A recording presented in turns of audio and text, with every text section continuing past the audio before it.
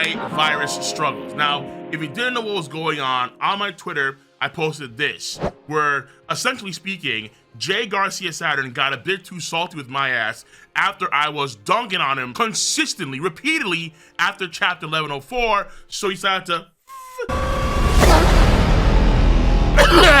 what the? It was a tough bout. I'm a lot better now than I was compared to last week, but I still have to occasionally cough up giant mounds of mucus and phlegm, of course, with the occasional blood. The sinuses are a lot better. On occasion, blood there too, random bleeding. I am still going through the ringer of a few things here or there, but for the most part, I am a lot better now, which is great. Well, that's the reason why I couldn't do the 1104 chapter video, because I was just done. Samoa Joe had me in a Kikina clutch, and I was tapping. But the Sapphire Scale has not put me down for good. I am not giddy. I am overcoming this disease. We are canceling the apocalypse, and here I am. I was still able to do my live stream reaction for the One Piece 1105 chapter. You can check that out on my Cole Requiem channel, link in the box below, and of course on my twitch.tv channel as well. Now let's cover these chapters in a general sense here. Start with chapter 1104. 1104 I thought was a really damn good chapter. I would say like an 8 out of 10, because this chapter had so much buildup in the subsequent chapters before Kuma does land the fatherly impact on St. J. Garcia Saturn. The windup for it, it was pretty crazy. Several pages of Kuma as he's winding up and setting up for the fatherly impact. So when Kuma does finally land it, the panel, it's an unbelievable panel. It is a satisfying as hell panel.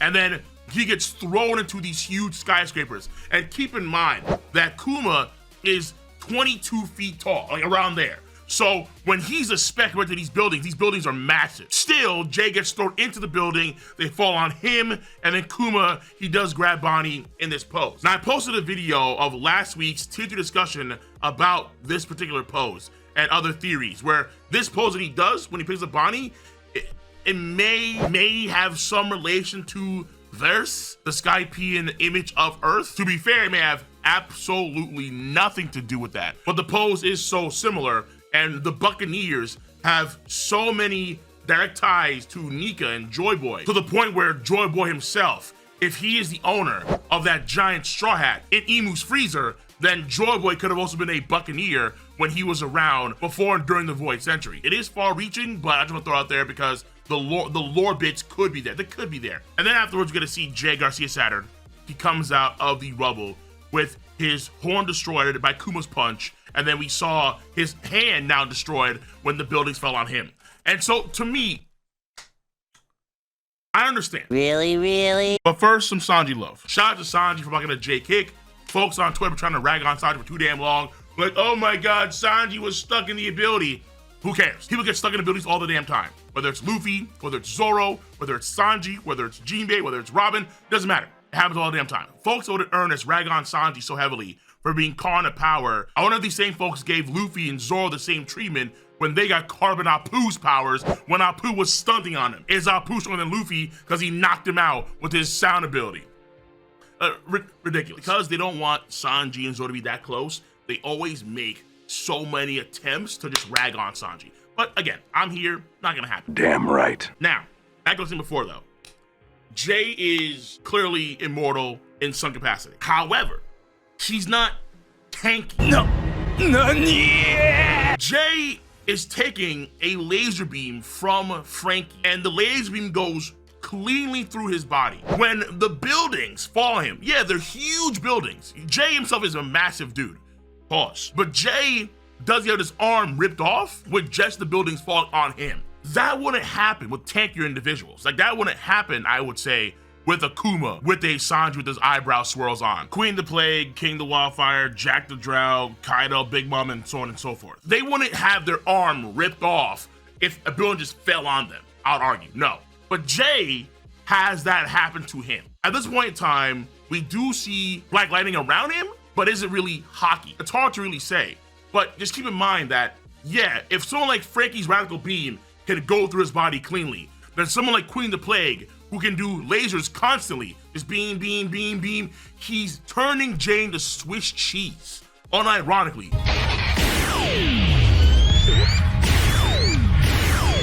Jay's gonna recover, fair enough, but Swiss cheese, bro.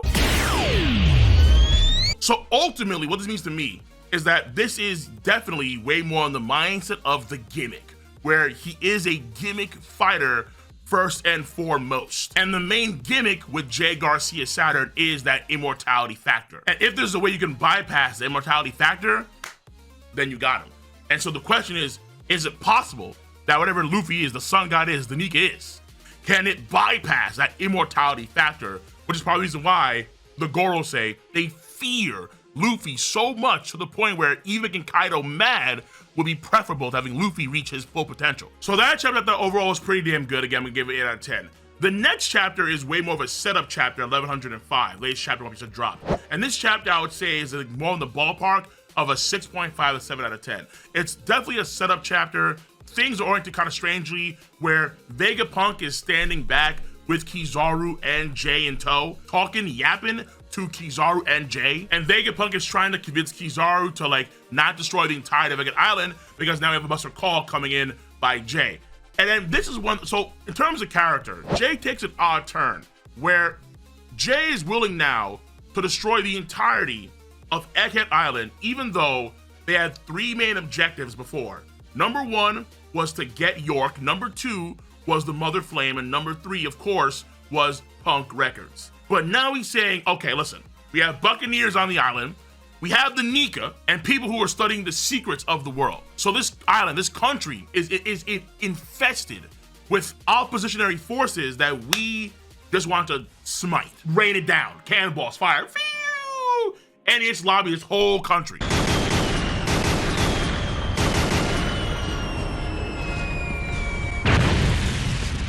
So I'm not gonna lie to you, it does seem pretty sloppy on the part of Jay Garcia Saturn to do what he's doing right now. Albeit a lot of the snap decision making is based on the idea that Vegapunk, because of Kuma's situation, he may be hiding more stuff that is going to go against what the world government wants and all the valuable tech that he's made on Egghead Island. So even though clearly Jay values even things like the Sea Beast, where he didn't want these things to be destroyed because he valued that technology. He values the Seraphim. He values the Mark III Pacifista. He values, again, Punk Records and York and the Mother Flame. But because maybe potentially Vegapunk is hiding more stuff in all this tech, raise it all to the ground. He even says to Vegapunk in the Viz translation of the chapter, we don't need progress, referring to seemingly the idea that if there's something hidden in this tech that could let the world know of the truth of what happened in the Void Century, then no, this tech is not worth the value of people finding out the truth. Though I still don't know how this applies to York. Not all the assets are clearly like that. I mean, obviously you do have more authority over the Seraphim than Vegapunk. And even though I can understand his paranoia, it is justifiable for damn sure. A lot of this still feels pretty sloppy, particularly when Kizaru's not getting really any direct orders from Jay. Because Kizaru's up in his feelings. Because again, he is that uncertain, that unclear justice. I mean, folks want to like heavily read into it like he's gonna, you know, turn coat and betray the Marines. The only Marine that actually did something in that degree was Fujitora, where Fujitora actually defied the orders of Akainu and even saved some of the people on the Red Line and fought against Green Bull. So Fujitora taking those steps. Kizaru just, well, I mean, you know, I'm sorry, dude. You know, I just gotta do what I gotta do. You know, I mean, I feel bad. I need a darker pair of shades. Like, okay. You're very uncertain. You're very unclear about your stance on what to do in terms of justice. Maybe in the future, when Kizaru is way more certain, where let's say he goes from unclear to clear justice or whatever the hell that is, he'll be a good guy. Or let's say it's gonna flip around, he's gonna be a way more intense adversary for the strongest opponents. Who knows? Oh yeah, and also too, that reminds me. No, Kizaru getting up does not offset the Luffy stun lock. Not even remotely close. I don't know, people have to stop, bro. The Admirals are powerful, and I would say there's a good chance that Kizaru is stronger than Jay Garcia Saturn, given what we saw in the last chapter, where, okay, if one laser beam can turn Jay into essentially a Bleach Hollow, then a whole volley of these things is going to mess Jay up completely. he'll come back to life, but Jay is not that tanky at all and relies heavily on that gimmick. And if Queen is turning him into Swiss cheese, Kizaru is just atomizing him. Again, he'll come back, but damn. That being said, Admiral's likely over the Gorosei in terms of power. I would say it seems more like it to me personally at this point in time. However, that doesn't mean they're Yonko. Stargun.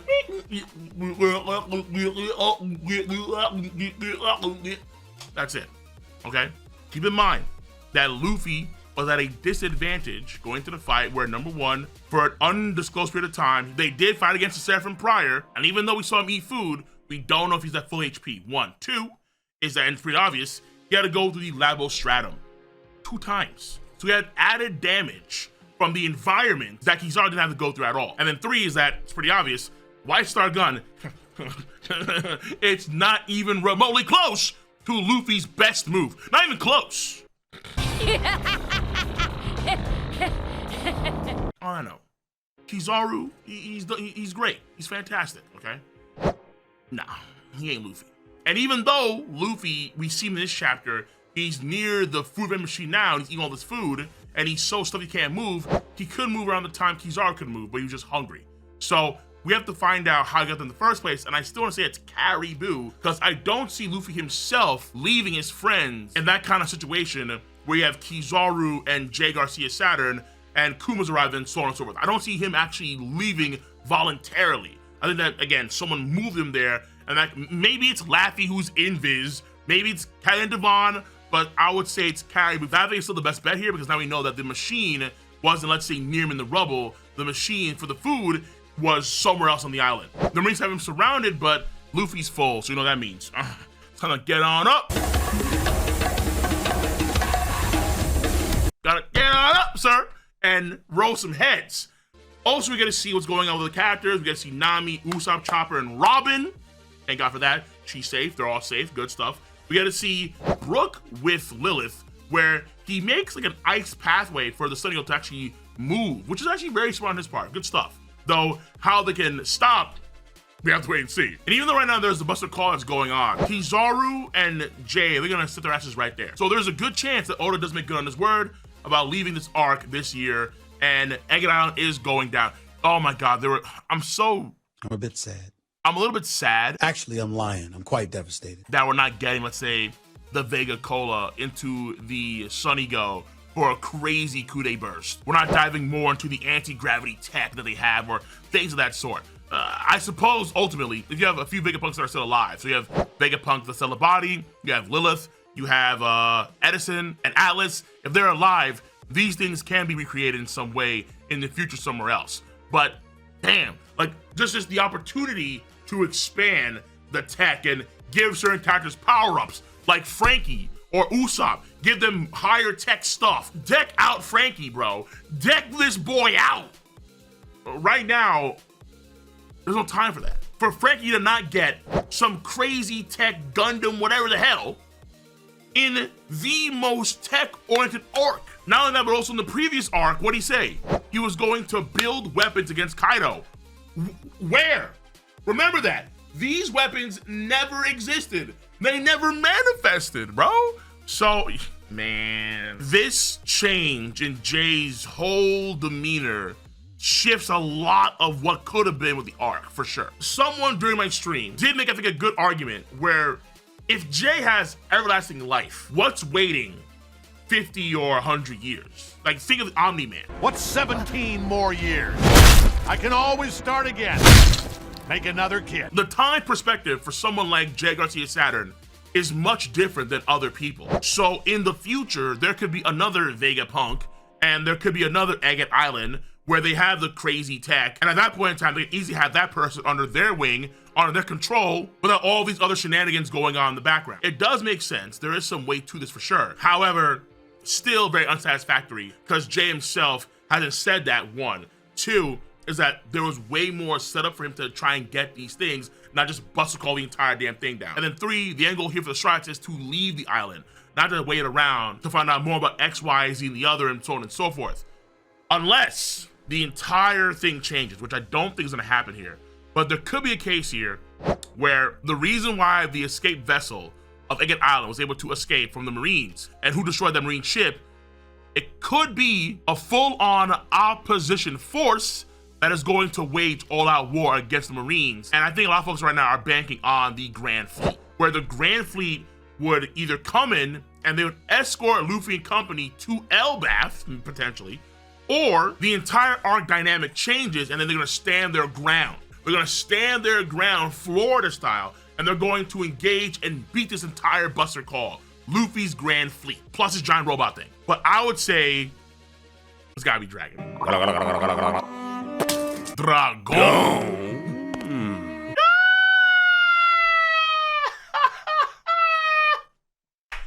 Dragon needs love. Please. Dragon initially with Shaka had the sauce. Is he gonna pull the Gotenks? Will he literally fly across the world with his Rev forces and they pull up like DBZ characters and they just start coasting? Could it be Shanks? Could it be Blackbeard? If anything, I do want to lean towards the Rev, because this arc is one of the best moments for the Rev, for Dragon to do something. And even though we're like on the precipice of bailing, if Dragon somehow, some way comes on in now, this would be a crazy shift in the arc and give us a lot more standing for Dragon and the events in the future involving the Gorosei, involving the God Knights, involving Emu, and why that matters to Luffy more directly. Morgan's in the crew. They could be nearby too, trying to get the scoop on what's going on with Egghead Island. So maybe this Marine ship was destroyed by Morgan's.